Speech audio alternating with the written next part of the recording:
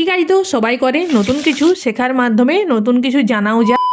মাংস তো অনেক রকমভাবেই খেয়েছো, কিন্তু এরকমভাবে মাংস কি ট্রাই করেছো? তোমাদের সাথে নতুন একটি রেসিপি আজকে শেয়ার করছি, দেখে তোমাদের জিভে একদম জল চলে আসবে। এইভাবে ঝাল ঝাল ক্যাপসিকাম দিয়ে মাংসের কষা।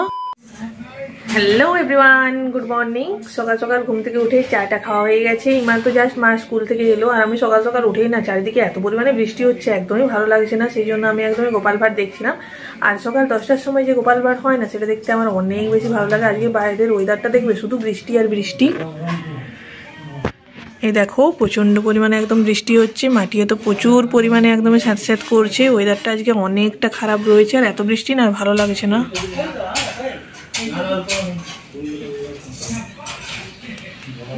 আর মা তো বাজার করে নিয়ে এসছে, বাজার থেকে মা নিয়ে এসছে। দেখো এখানেও রয়েছে সুজনি শাক, আর সুজনি শাক তো আমার অনেক বেশি ভালো লাগে। তোমাদের কেমন লাগে অবশ্যই কিন্তু জানিও। আর এই পটলাটার মধ্যেও দেখো সুজনি শাক রয়েছে, দুটো জায়গাতে সুজনি শাক রয়েছে। আর এখানে রয়েছে হচ্ছে গাজর, তারপর ঝিঙ্গে, কুমড়ো, শসা, টমেটো, আর এটার মধ্যে রয়েছে কাঁচা লঙ্কা আর বরবটি। আর এখন বাজারে যা পরিমাণে দাম বেড়েছে না, তাতে তো সাধারণ মানুষের একদমই মাথায় হাত। কিন্তু জানো তো এই সুজনি শাকগুলো একদমই ফ্রেশ, মাঠ থেকে তুলে এনে একজন আমার মাকে দিয়েছে। কিন্তু এই সমস্ত সুজনি শাক না, যেগুলো একদমই চাষ করা হয়, সেগুলোর থেকে এগুলোর টেস্ট অনেক বেশি। যারা গ্রামে থাকো তারা অবশ্যই কিন্তু এই সুজনি শাক খেয়ে থাকো, বা এই টেস্ট তো অন্যরকমই। সুজনি শাকগুলো দেখো অনেকটাই ফ্রেশ আর পুরো।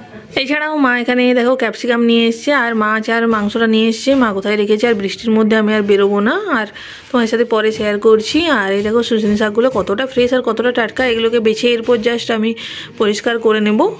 চলো তোমাদের সাথে দেখা হচ্ছে। তো তেল, নুন এবং লেবু দিয়ে চিকেনটি ম্যারিনেট করে নিয়েছি, আর মাছও পরিষ্কার করে একদম রেখে দিয়েছি। এখানে আমি তোমাদের সাথে না আজকে নতুন একটি রেসিপি ট্রাই করব। এইভাবে আমি এর আগে একবার ট্রাই করেছি। মাংস তো অনেকভাবেই করা যায়, কিন্তু আজকের যে রেসিপিটি তোমাদের সাথে ট্রাই করেছি না, সেটা তোমরা অবশ্যই একবার দেখো। আধ ঘন্টার মতো আমি ম্যারিনেট করে এখানে মাংসটিকে রেখে দিয়েছিলাম। আর এখানে আমি তেলের মধ্যে মাংসগুলোকে প্রথমে দিয়ে দিলাম, আর ভালো করে একটু ভাজা ভাজা করে নেবো। অন্যবার তো কাঁচা মাংস মশলার মধ্যে দিয়ে রান্না করা হয়, কিন্তু এবারে না একটু অন্যরকমভাবে করছি। এখানে মাংসগুলিকে প্রথমে তেলে একদম ভাজা ভাজা করে নিচ্ছি, আর তার মধ্যে আমি এখানে আলুও দিয়ে দেবো, সেগুলোকে একসাথেই ভেজে নেবো। কালকে যেহেতু জন্মাষ্টমী ছিল, তাহলে বাড়িতে তা নিরামিষ হয়েছিল। মা একদম উপোস দিয়েছিল। উপোস দেওয়ার পর তো মাছ খেতেই হয়, আর আমি যেহেতু মাংস খেতে অনেক বেশি ভালোবাসি, সেই জন্য মা মাছের সাথে সাথে মাংস নিয়ে এসেছিলো। আমার বাড়িতে না মাংস খেতে কেউ এত বেশি পছন্দ করে না, আমি অনেক বেশি ভালোবাসি, সেই জন্য আমার জন্য অল্প করে মাংস নিয়ে এসেছিলো। আর এখানে আমি মাংসর সাথে আমার আলু খেতে তো অনেক বেশি ভালো লাগে। এখানে দেখো তোমাদের সাথে কথা বলতে বলতে আলু আর মাংসটি একদম ভাজা ভাজা করা হয়ে গেছে। এরপর সেই তেলের মধ্যে এখানে অল্প পরিমাণে তেল দিয়ে দিয়েছি। তেলের মধ্যে দিয়েছি তেজপাতা আর গোটা কতক চিনি। চিনি দিলে না মাংসের কালার অনেকটা বেশি সুন্দর হয়, এটা আমাকে মাই শিখিয়েছে। আর সমস্ত কিছু আমি মশলা বেটে নিয়েছিলাম। পেঁয়াজগুলো তেলের মধ্যে দিয়ে ভালো করে একটু ভাজা ভাজা করে নিচ্ছি। আজকে না আমি সমস্ত মশলা একদম শিলনোড়াতে বেটে নিয়েছি, কারণ অনেক দিনই হয় মিক্সার গ্রাইন্ডারে বাটা হয়, কিন্তু শিলনোড়ার যে বাটা না, তার টেস্ট একটু অন্যরকমই আমার খেতে লাগে, আর একদম শুকনো শুকনো করে বাটা যায়। সেই জন্যই আমি একদম শিলনোড়াতে বেটে নিয়েছি। আর এখানে তারপর দিয়ে দিয়েছিলাম পেঁয়াজের মধ্যে রসুন বাটাটি, আর দেন দিয়েছিলাম জিরে, শুকনো লঙ্কা, কাঁচা লঙ্কা আর হচ্ছে আদা একসাথে বেটে নিয়েছিলাম, সেটির পেস্টটিও দিয়ে দিলাম। এখানে মা হলুদ এবং ধনে গুঁড়ো দিয়ে দিল, সেগুলোকেও ভালো করে কষে নিচ্ছিলাম। আর যত মশলা তুমি কষবে না, তত তার স্বাদ একটু অন্যরকম হয়। এখানে আমি তো পুরো ভাজা ভাজা করে নিয়েছিলাম। তার মধ্যে দিয়েছিলাম কিছু টমেটো কুচি, আর আমি এখানে না ক্যাপসিকাম দিয়ে দিয়েছিলাম। আমার না ক্যাপসিকাম খেতে অনেক বেশি ভালো লাগে, আর ক্যাপসিকাম দিয়ে মাংসের যে ঝাল ঝাল যে কষা হয় না, সেটা একদম আলাদাই খেতে লাগে। আর আজকে আমি অবশ্য মাংসটি কষাই করছি, আর এখানে ক্যাপসিকামও দিয়ে দিয়েছি, বড় বড় একটু পিস করে দিয়েছিলাম। এখানে এরপরে ভালো করে একটু মশলাটিকে কষে নিলাম আর একটু, দেন তারপরে সমস্ত ভাজা চিকেন আর আলুটি পুরো দিয়ে আরও একটু লেড়ে চেড়ে নিচ্ছিলাম। আর মাংসটা অনেকটাই বেশি সিদ্ধ ভাজার জন্য। এখানে দেখো মাংসটি দেখেই তো আমার এখন অডিও দিতে দিতে একদম জিভে জল চলে আসছে। এরকমই মনে হচ্ছে একদম শুকনো শুকনোই খেয়ে নিই, কারণ অনেকটাই সিদ্ধ হয়ে গেছিলো। জাস্ট অল্প পরিমাণে সিদ্ধর জন্য আমি একটু মাখা মাখা জল দিয়ে নিয়েছিলাম।